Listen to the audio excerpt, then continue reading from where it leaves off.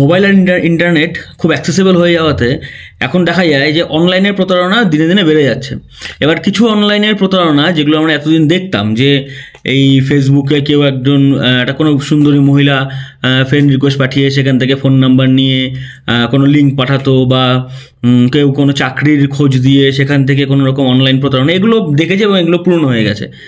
এখনকার নতুন অনলাইন প্রতারণাগুলো কীরকম, যে এরকমই দেখবেন, আপনি হয়তো হিন্দু ধর্মে বিশ্বাস করেন বা মুসলিম ধর্মে বিশ্বাস করেন, আপনার ফেসবুকের ওয়াল থেকে বোঝা যাচ্ছে, ধরুন আপনি হিন্দু ধর্মে বিশ্বাস করেন, এবার কোনো একটা সনাতনী গ্রুপ থেকে বা কোনো একটা সনাতনী ভদ্রলোক আপনাকে একটা হিন্দু দিয়ে, মানে হিন্দুত্ব দেখিয়ে, হিন্দুবাদ দেখিয়ে আপনাকে ওই রিকোয়েস্ট পাঠাবে।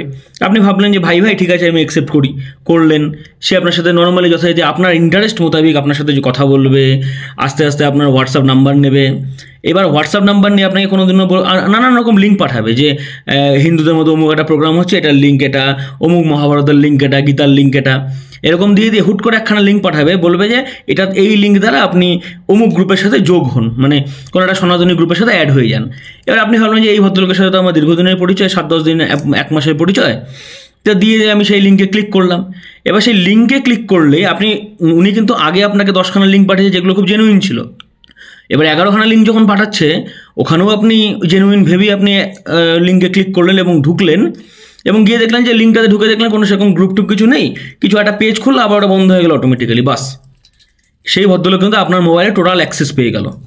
মানে এই ধরনের প্রতারণাগুলো এখন প্রচুর পরিমাণে হচ্ছে, এবং দেখা যাচ্ছে যে অনেকেই আছে যারা ন্যাচারালি বুঝতে পারে না। মানে এতদিন আমরা দেখতাম কি, যে কেউ একটা ফেক প্রোফাইল থেকে রিকোয়েস্ট পাঠাতো, কেউ নর্মাল ব্যাংকের কথা বলে রিকোয়েস্ট পাঠাতো, কেউ ওটিপি পাঠাতো।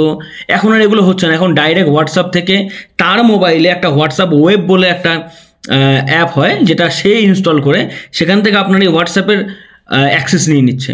এবং হোয়াটসঅ্যাপের অ্যাক্সেস নিয়ে নেওয়া মানে আপনার ফেসবুকেরও অ্যাক্সেস নিয়ে নেওয়া, হোয়াটসঅ্যাপ ফেসবুক অ্যাক্সেসে নিয়ে নেওয়া মানে আপনার মেল আইডিরও অ্যাক্সেস নিয়ে নেওয়া। এই 3-4খানা জিনিসে যখন অ্যাক্সেস পেয়ে যাচ্ছে, সে এন্টায়ারলি আপনার পুরো মোবাইলের অ্যাক্সেস পেয়ে যাচ্ছে। এবং মোবাইলের অ্যাক্সেস পেয়ে যাচ্ছে মানে কিন্তু আপনার টোটাল ডেটা ওনার কাছে আছে। এবং ডেটা থাকা মানে কি, আপনার জনজীবনে কী কী ঘটছে, আপনি কি কার সাথে মিলছেন, কে আপনার সাথে কথা বলছে, আপনি কোথায় পেমেন্ট করছেন, হাবিজাবি সমস্ত কিছু আপনার টোটাল ডেটা ওনার কাছে চলে যাচ্ছে।